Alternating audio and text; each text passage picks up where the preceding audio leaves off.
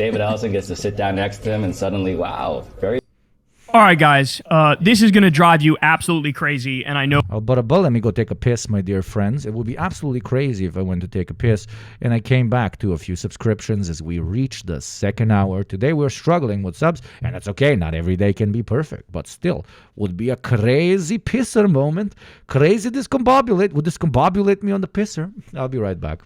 No, because it drove me absolutely crazy, and it is just so disturbing and so unsettling and devastating. Devastating is the best word to use for it. So take a look at this. New top Democrats are working behind the scenes to stop a vote on the Kana Massi Iran War Powers Resolution, a vote that would force every member of Congress to go on the record over Trump's potential regime change war. This, ladies and gentlemen, is completely and utterly unacceptable. Hakeem Jeffries has to resign. Chuck Schumer has to resign. Democratic leadership is a disgrace. They're a disgrace. They should not only be forced to resign, they should be kicked out of the Democratic Party for low-key supporting Trump's illegal and offensive regime change war against a country that didn't attack us. Have we learned nothing from Iraq? Have we learned nothing from Iraq? Have we learned nothing from Libya? Have we learned nothing from the rise of ISIS and the rise of Al-Qaeda and the destruction of the Middle East and hundreds of thousands of people being killed and millions being displaced? Have we learned nothing from any of that? Or do you simply not care because you're beholden to the Israel lobby and the military-industrial complex? And honestly, I don't think I want to know the answer to that, because the answer might be incredibly unsettling.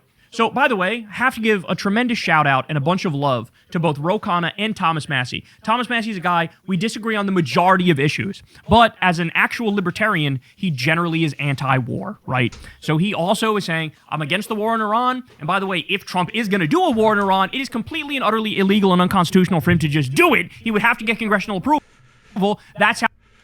Boo! Ha-ha! Scary. How this works. That's how the Constitution works. That's how this system was structured, okay? It's not a debate. It's not up in the air. We know that this is how it's supposed to work. So, Kyle, the ultimate nanometers away from getting it guy, yeah. Khanna and Massie doing the responsible thing, doing the correct thing, saying, okay, first of all, he can't wage a war unless he gets our approval. Second of all, here's a war powers resolution to get everybody on the record. Get on the record. People need to know where you stand on this. Okay? Think about how consequential the war in Iraq was, and knowing the voting record and where everybody stood for the war in Iraq, that changed politics forever, right? You could argue that Barack Obama being so prominently against the war in Iraq, that was maybe one of the main things, if not the main thing, policy-wise, that helped get him elected, right? And Hillary Clinton supporting the war in Iraq, that was an albatross around her neck, which affected her negatively the rest of her political career, right? We need to know who stands where, but there's a reason Hakeem Jeffries and Chuck Schumer are saying, no go, no dice, we don't want to do it. And they don't want to do it. Here's why, guys. Because they do secretly support the war. They do. They do. Both of these guys are die-hard Zionists. They are. And they've both taken a tremendous amount of money from the Israel lobby, okay? And the way they look at it is like this. It's a win-win, because if Trump succeeds and he overthrows the Iranian regime, that's great. Then you have no regional adversary to Israel, and they can dominate the region. They love that. But if it backfires and goes poorly, that's great, because then, the Republicans and Trump are fucked anyway, and people will default to us. But they're taking the chicken shit way out of, we don't have to actually, take a stance. But they're playing... Jesus Christ! Mugged by Xi Jinping.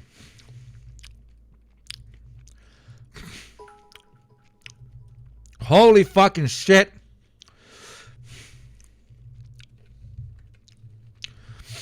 Where's the Chinese anthem yugopnik song? What the fuck?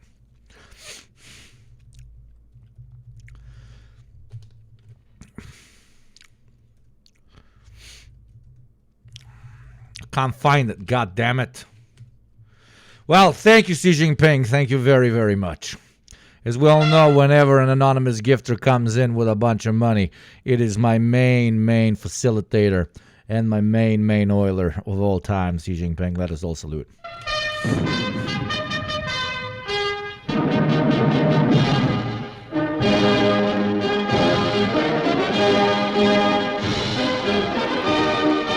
Thank you, Anon. Thank you very, very much.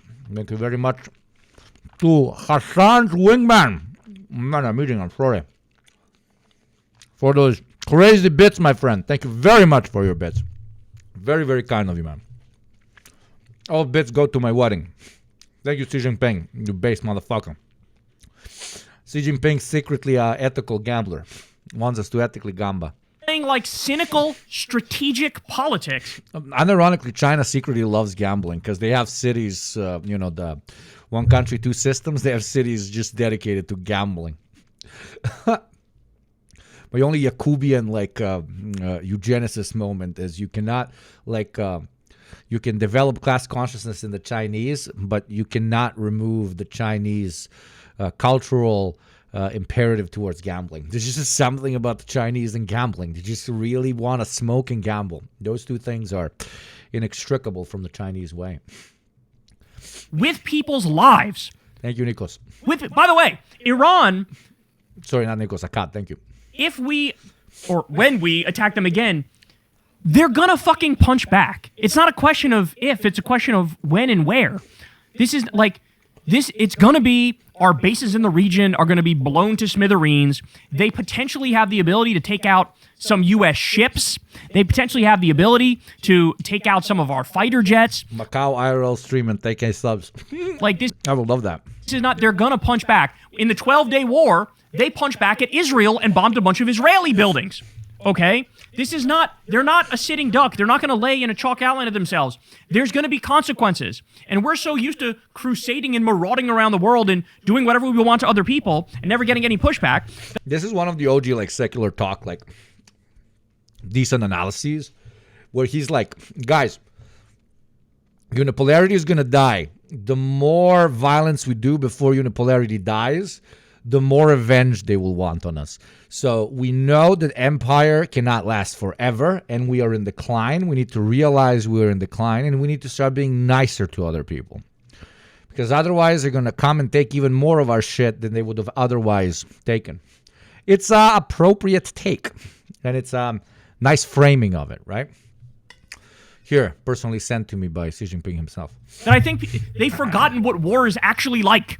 Right? No, this is actual war here. This is life or death. This is an attempt to do regime change of a country with 90 million people that's 4 times bigger than Iraq. A complex country, okay? It's not simple. It's not easy. But this is where we're at now.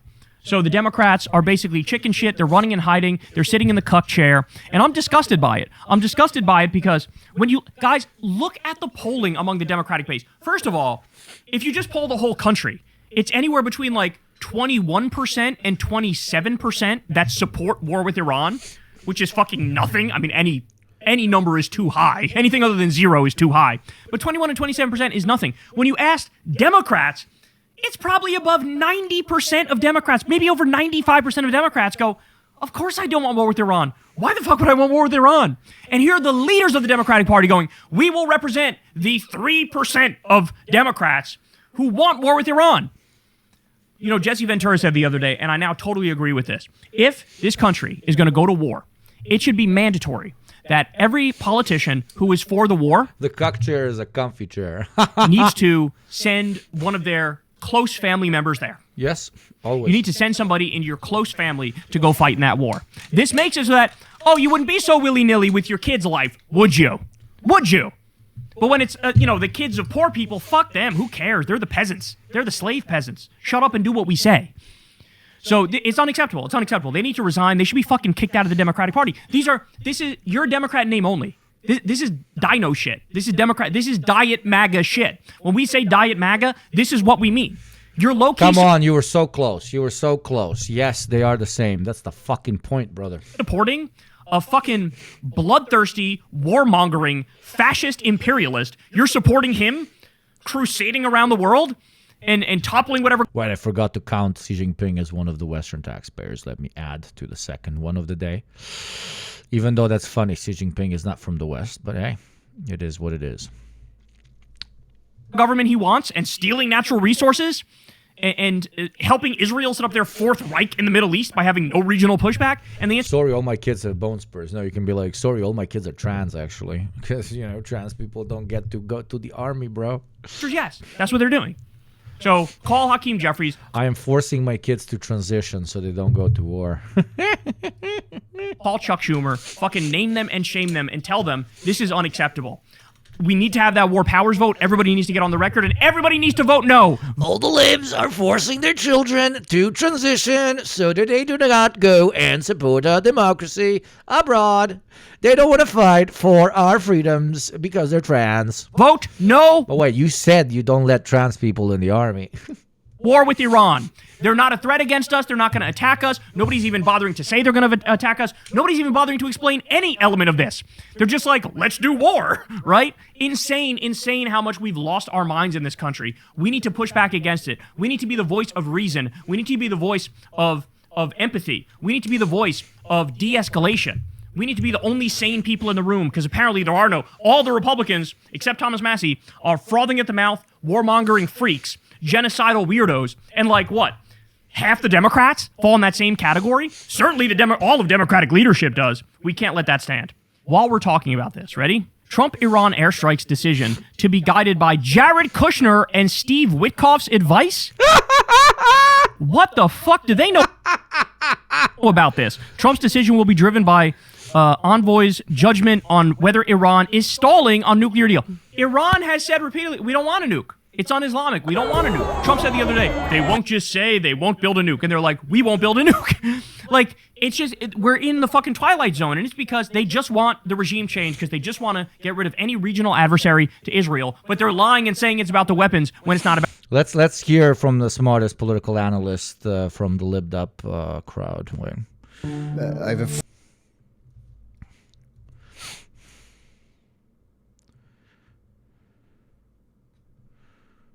I have a friend, former CIA officer, who was at the White House this morning talking to his friends, and he says that a decision has been made to attack Iran on Monday or Tuesday.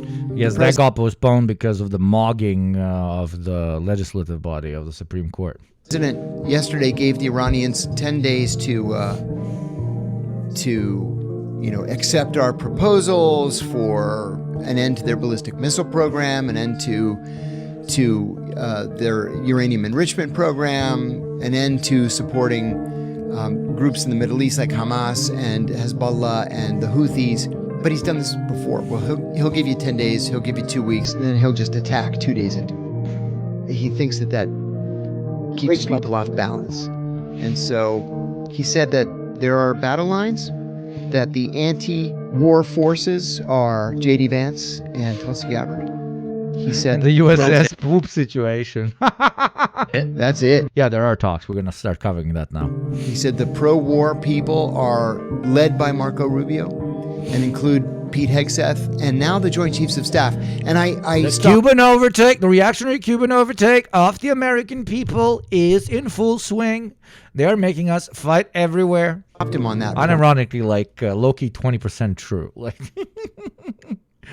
the FML that moment when I create far-right governments in Central and South America, then they get overtaken by revolutions. So all the far-right, extremely well-educated and literally batshit insane people move back to America with a lot of money. So they utilize that money and influence and through multiple generations reintegrate themselves in the American establishment and then make American sons go and fight and die somewhere else. FML, boomerang effect, but very complex. FML, blowback effect, but very complex. DJ Sucky Bomb. Oh my God, I would love a Sucky Bomb right now. I would love a Sucky Bomb many times. Oh my God, yes. FML, thank you for your Western tax payments. I fucking love your name, man. Welcome to the community, dude. Welcome to the community. Very nice to have you, Sucky Bomb. Please stay. I want to read that name all the time, man. I said, wait a minute. I said, during the Iraq War, at the start of the Iraq War, the most stridently anti-war component was the Joint Chiefs of Staff. They were always the last ones that wanted. Decaying empire goes more full swing into what good? Another take by this gentleman. It breaks my heart to even say this. I follow this Iran news very, very closely. And The worker crushing factory. Oh, you work there as well? I used to work there too, bro. I'm seeing something that reminds me very much of what we were seeing vis-a-vis Iraq in 2002. And that is a fundamental misunderstanding of the other side. Let me explain. In 2002, it was all about weapons of mass destruction. Okay, the CIA said to the White House, there are no weapons of mass destruction. The MI6, British Intelligence Service, said there are no weapons of mass destruction. Dick Cheney insisted that there were weapons of mass destruction, and he found somebody in the person of Ahmed Chalabi to say in writing, there are weapons of mass destruction. We knew there weren't. We said repeatedly there weren't. And when it proved to be true that there weren't, Condoleezza Rice told George Tenet, quote, George, you're just going to have Can't wait. I am. Wait, chat. I'm gonna teleport to the future. I am in 2035, and I'm looking at Americans talking to each other and saying, we now have irrefutable proof. For what? Irrefutable proof that the Iranians actually did not want to make nuclear weapons. But why did 1,700,000 American sons die in the Iranian-American War? You said that they were going to make nukes. No, apparently they only actually wanted to enrich uranium as a way to have energy forever. I'm not saying that the Iranians don't want to make nukes, but that would be a lovely WMD Part 77.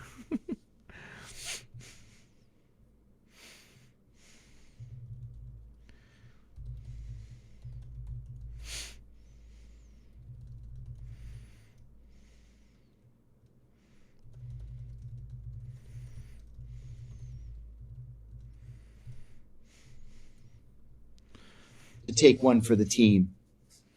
So at the same time, this fundamental misunderstanding that we had was that we didn't understand that culturally, Saddam Hussein had to be able to save face. He had to look strong and decisive and tough for his own people. And not just his own people, but other Sunni Muslims in the Persian Gulf region.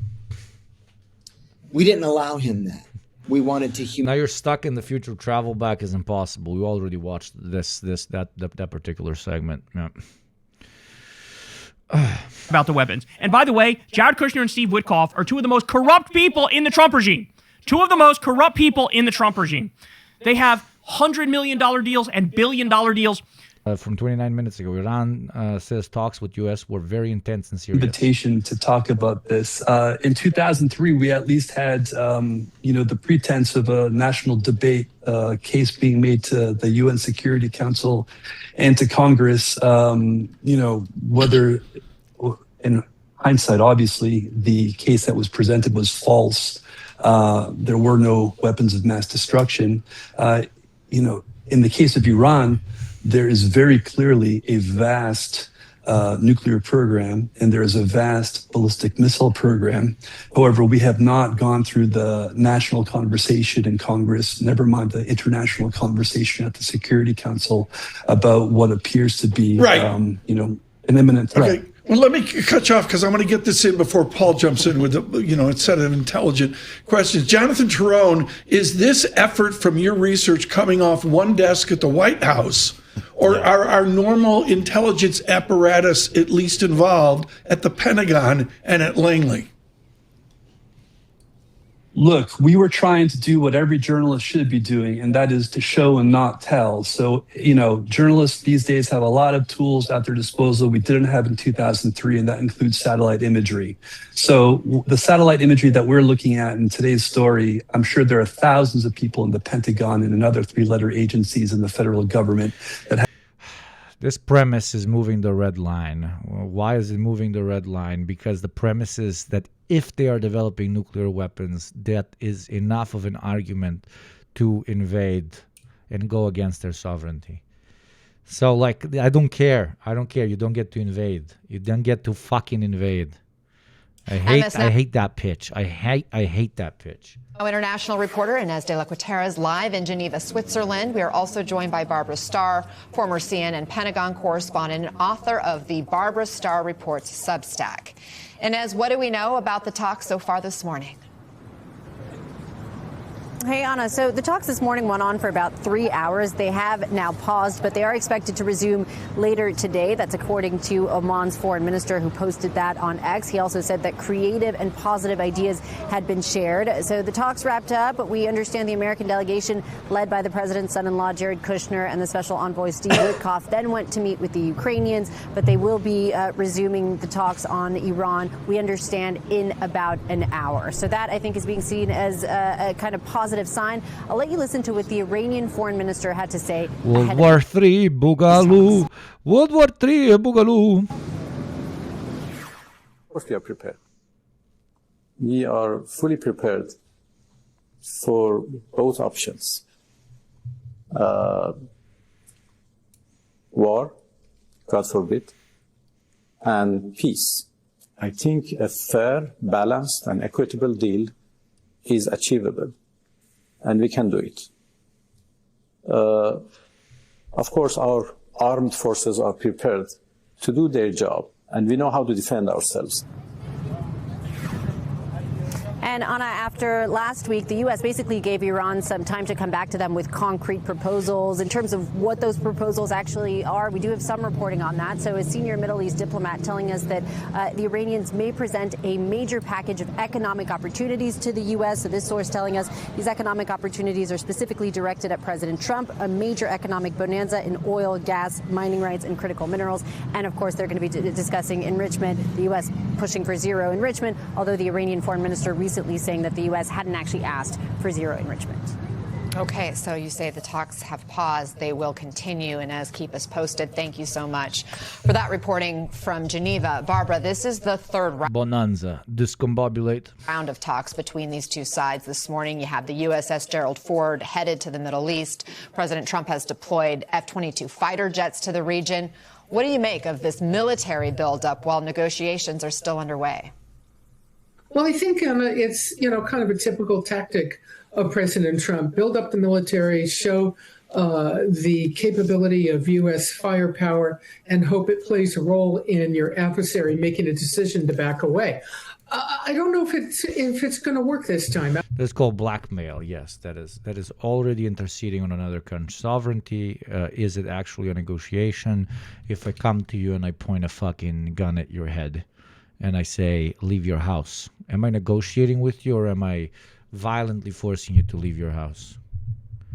And it's extra funny when I do that once, and then you know what you do? You go and you buy a gun. And then I come to your house and I'm like, I'm going to shoot you if you buy that gun. But I'm buying that gun because you told me you're going to shoot me. Well, no, I'm going to shoot you because you buy a gun. And if you don't buy a gun, I'm also going to shoot you because I don't like you. That is called negotiating with the Americans. I mean, or you tell them, like, I'm going to cool you. So the government then goes into hyperdrive, does very violent things to its population because it wants, this is not justifying it, of course, but the idea is in order to get rid of foreign elements, they want to destabilize the country. A lot of innocents suffer because of this, etc., etc. And then you come again and you're like, why are you making innocents suffer? But I'm making innocents suffer as, as a side effect of trying to fight foreign intervention. That it's a snake eating its own ass. I said the thing, but it is. It is. The invader is always correct if you want the invader to be correct. The insanity of national wars always leads to that. It doesn't even have to be imperial war. It can just be war between two countries. That is why it's always important. No war but class war. I must defend myself because you are impeding on my sovereignty. Oh, but I'm impeding on your sovereignty because there's a minority of my people on your territory that don't have the right to self-determination. Oh, but they don't have the right to self-determination because then that would be separatism and that would go against my sovereignty. You see how both of those arguments can exist at the same time? Because national wars make no fucking sense. Because nationalities in general, nation states particularly, also don't make any sense. But it makes extra no sense when it's imperial war. It's fucking stupid. All of it is fucking stupid. No war but class war. Thank you, I'm Just Me, for continuing your gift sub. The best thing anybody can do. Continue gift saburo. Continue gift saburo, very good. I like very much when sub continue. Yes. I hate when sub sit in place. The Iranians Anybody got any good video game trailers that I should watch? have to make the critical decision about enrichment. That's what the U.S. wants to see, is zero enrichment. And that would be the path towards making a nuclear weapon. There's a bit of confusion in the U.S. position on enrichment. We had Steve Witkoff saying that they were continuing and they could be days away from having a start. Oh my God, I'm Just Me. Thank you for paying your taxes and welcome to the community. Thank you very, very much. Finally home and off mobile. Hell yeah. Thank you for that non-mobile subs, baby. Thank you very much.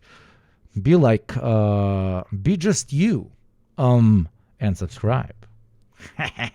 Stockpile capable of being in a nuclear weapon. Marco Rubio, the Secretary of State. Would you ever play Disco Elysium? I have played Disco Elysium twice. Would I ever play it on stream? Kind of no, because I scum save, and you guys would see a nasty side of me. They're saying they're not enriching right now, but they want to. So this may be the real issue at hand.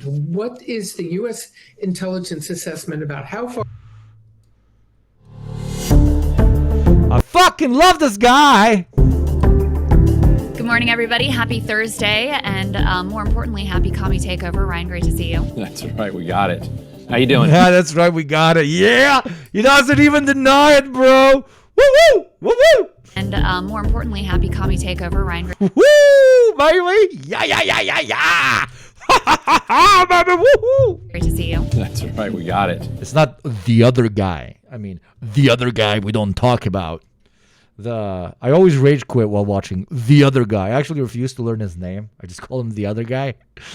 Why did I rage quit yesterday when we were watching The Other Guy on Breaking Points? He said something like, oh yeah, he went on a rant about how much he loves U.S. soldiers and how comparing them to the IDF is the most problematic thing about the Tucker Carlson interview. Oh, yeah. Love that dude.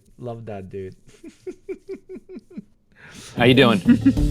Doing good. Lots to get to this morning. We've got, theoretically anyway, diplomacy happening in Geneva on the Iran front, so we'll dig into that. We've got some weird things developing with regard to Cuba. I'm hoping you can explain that to me. We have AI pushing for nuclear war, so definitely keeping our eye on that one as well. Hillary Clinton is testifying with regards to the Epstein files today, and there's been some new fallout there. Bill Gates admitting to 2 affairs with Russian women. Larry Summers out at Harvard completely. Ryan and I are also going to do a deep dive into the Save America Act that the Republicans are pushing hard, and look at the Maha moms who are abandoning the Trump MAGA movement and feeling betrayed. This comes as Casey Means testified she's trying to win support to become Surgeon General of the United States. And then Ryan's going to be doing some heavy lifting. He's going to talk to David Hogg and David Dayen. We got dueling Davids. David Hogg. Little bit of a hog. Also named David. In particular, so interesting. Yeah, her election is this coming Tuesday in North Carolina, and it's a rematch from 2022 where she lost by about 9 points to this candidate, Valerie Foushee, who's now the incumbent. But AIPAC had to spend more than $2 million beating her then. She's now a county commissioner. It looked like NIDA was going to beat her in the district. To worry about that too much because of the great support you guys have shown. They are supposed to be meeting with the Iranians and trying to strike some sort of a deal. I think it is an open question all around how serious this administration is about that diplomacy, but at least theoretically, there could be some kind of an off-ramp. We're all reading the tea leaves here from various administration officials about how they are currently thinking about whether or not we will be going to war with Iran. So let's go ahead and take a listen to the Vice President of the United States, J.D. Vance, on the threat that Iran poses. Iran cannot have a nuclear weapon. If they try to rebuild a nuclear weapon, that causes problems for us. And in fact, we've seen evidence that they have. And they never explain why.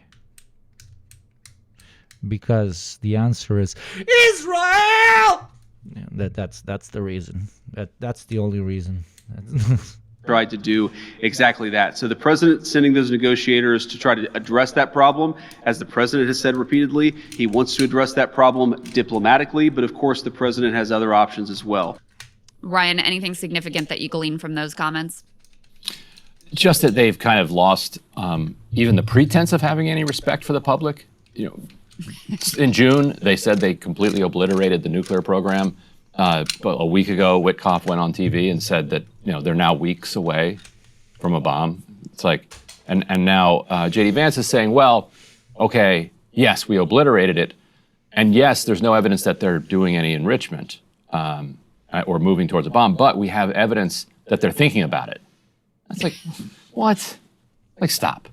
But at least, now here I am being a hypocrite. Imagine being Hugo's neighbor and hearing him scream Israel all the time. That's why I moved into a building exclusively filled by Israelis. So they just think I'm being very, very, very, very fascist. and they like it.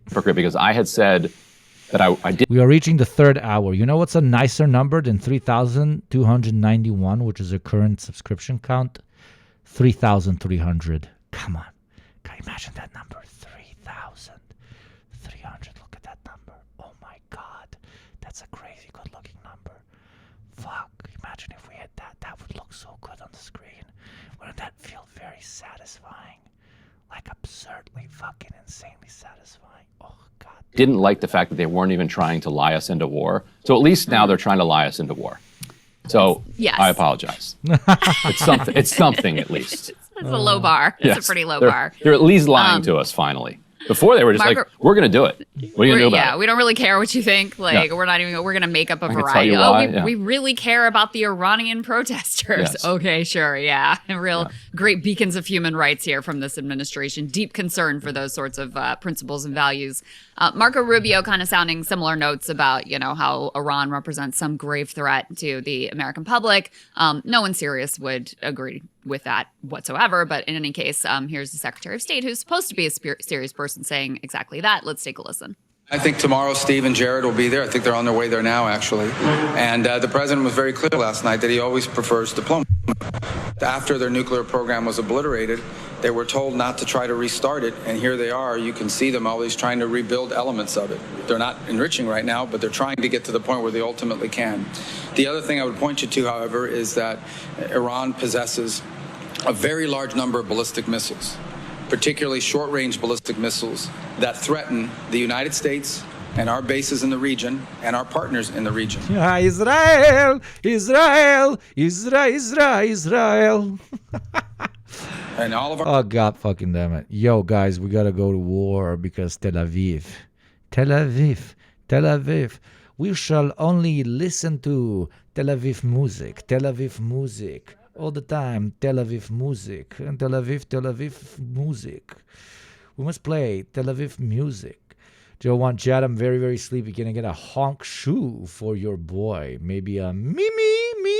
Did I do a me properly? I don't fucking know, bro. Our bases in the UAE, in Qatar, in Bahrain. And they also possess naval assets that threaten shipping and try to threaten the U.S. Navy. So I want everybody to understand that beyond just the nuclear program, they possess these conventional weapons that are solely designed to attack America and attack Americans if they so choose to do so. And that language right there, Ryan, is really terrible because now he's raising not only, okay, so if the focus was really on nuclear weapons, there's a deal that could be done. We know that because there are. Does being a Slav in the West make me an ethnic minority for tax purposes? Yes, sir, it does. Already was a deal that was done previously that we walked away from. So that would be extremely doable. But when attack Americans, how, bro? Because Americans have bases everywhere. Don't you understand? Americans can be attacked by any country. American soil can be attacked by any country. Because America has 3 Denmarks worth of U.S. bases outside of its own territory. We calculated it once. It was 3 Denmarks, right? 3 Denmarks worth of territory on planet Earth are covered just by U.S. bases. 2 Denmark, sorry. Got 1 Denmark too much. excluding Greenland. You start throwing these That we know of. Very good point. other things into the mix. Oh, and by the way, they have ballistic missiles. This is the first time I've heard this. So when you have 2 Denmark's worth of bases all around the world, you're continuously threatened by everyone. The way you exit your house is very threatening to the American base from across the street. You shout too much. You shout, Israel! Too much. It's very threatening to the American spy in your neighborhood, to the American tank parked in an underground garage under your neighborhood. Oh, God. By the way, they have naval assets. They have ships. So what, they're not allowed to have any of that? I mean, no sane government would give up all of their ability to defend themselves in any situation, let alone when they have this rogue nuclear power, superpower-backed regime in the region that is constantly trying to destroy them. So it's when you Based. She's referring to Israel. start hearing that language Israel, that it Israel, becomes very Israel. dispiriting and hard to imagine how we avoid some sort of conflict. It's like they have these magical devices that float on top of water, and we just can't. We can't allow this. We can't have this. They're threatening shit. They're threatening ships. Now, the irony there is that clearly he understands the politics, and in his mind, he's saying they have these ballistic missiles that can threaten Israel. Like that's what he's saying in his mind. Yeah, our partners in the region, that's Israel. But then he doesn't go there. He says, right, he leads with our. At this point, they should let Israelis be able to vote. I mean, God damn it, man. Holy shit, you know? Like, I low-key, if I was Israeli, I would be pissed the fuck off, man. We have all the rights. We have, all the rights that we have are more than the Americans do, except for the fucking vote. I mean, what's it gonna cost you to just give me a voting right, bro? American voting booths in Tel Aviv. Let's go, baby. Our bases, our American bases. Well, a couple things. One, why do we have American bases all over the world? And does that mean, like, so if we put an American base near a country, that country has to disarm itself? Yes, of course. Are you fucking crazy? Of course. The fuck? Anti-American motherfucker.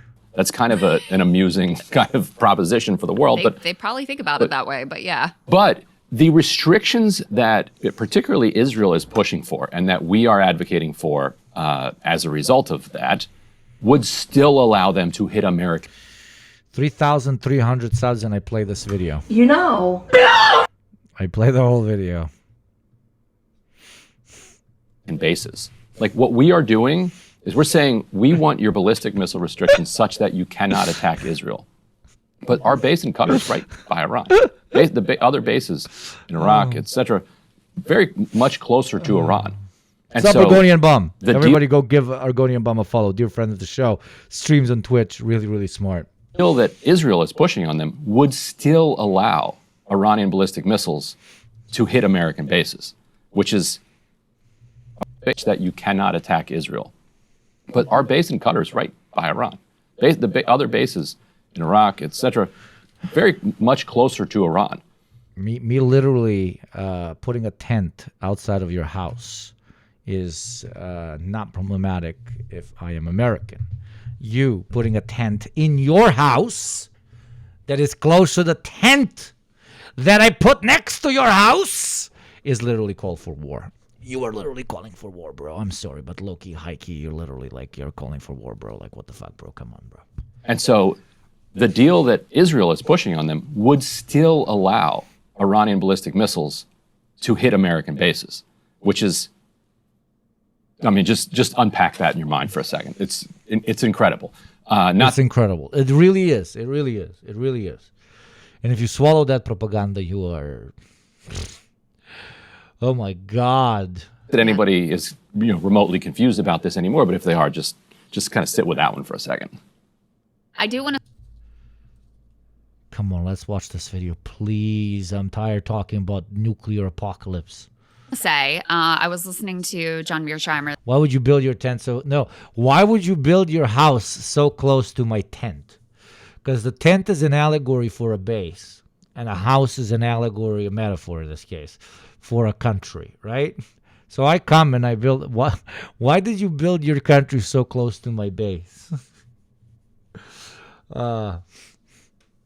Hey, citizens of country, Do you consent to sovereignty? We consent. Hey, government of country, do you consent to sovereignty? We consent. America like peeking in. You didn't ask me. Dookie Butt, one of the best names ever. Thank you very much for the gifty. Dookie Butt wants to see where this video goes. I found out the hard way. Come on, don't you want to see this? Oh, God. I'm a professional teaser, man. I'm a professional teaser. I should work in Twitch marketing. You want to see the rest of it? Interview with Glenn Deason, and he actually... Why did you build your house so close to my boat that I sailed up to your house? Exactly. Perfect. Even better than mine. Much better than mine. Much better than mine. Was somewhat... My boat did not consent to your house being there. Optimistic. My country did not consent to. My boat did not consent to your country that is 5 million years old to being there. Based on Trump's comments in the State of the Union, because he didn't talk about oh my God, the naval assets and the ballistic missiles, etc. He more or less confined his remarks to just nuclear weapons. And so he thought there was a possibility that maybe they would find some sort of a face-saving compromise and walk away from this thing, because the problems are abundant. Politically, it's a disaster, and they seem to know that. In fact, this is insane. We can put a 3 up on the screen. Somebody's leaking to Politico that they believe the politics are better if Israel strikes Iran first. And here's the logic, which is the most cynical thing you can possibly imagine. They're like, all right, well, if Israel hits Iran, Iran is likely to strike back and hit us. And then maybe the American people can be more cajoled and more persuaded to directly attack Iran. So effectively, they're like, we want to jeopardize the lives and the safety of some American service members in the region. Listen, now let's put our serious hat on for a second. There is nothing being offered to Iran that will allow Iran to continue existing as a sovereign, anti-American, and anti-Israeli state in the long run. The Iranians have two choices: either to somehow completely abandon the nuclear project, which would lead to the Iranian sovereign project in the long term being impossible, because it will allow the Trojan horse of Israel to do whatever the fuck they want in Iran in the long term, which will in the long term eventually lead to the stabilization of such a massive level that it would lead to, civil war, regime change, whatever you like, etc., etc. That is option one. That is why the Iranians don't like that option. Option two is direct confrontation, where, they could make the Americans bleed quite a bit, and even the Israelis potentially bleed quite a bit. But in the long term, most likely, would achieve the moral victory, but not necessarily, maybe, I don't know. But most, it is America, not actual on-the-ground victory, yeah? And option number three is they achieve on-the-ground victory, which is around 10%. Even option 4, which is going back to the previous status quo, is just choking out Iran through sanctions. The only option, which is option number 5, of Iran kind of surviving this shit, is like delay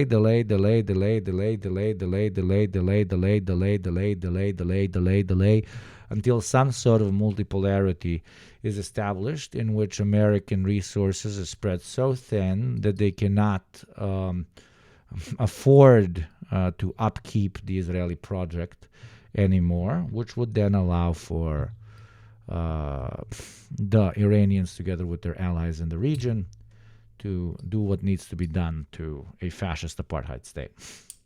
Right? Those are basically your options. But the real options are 3. Give up nukes, die later. Don't give up nukes, fight now. And delay,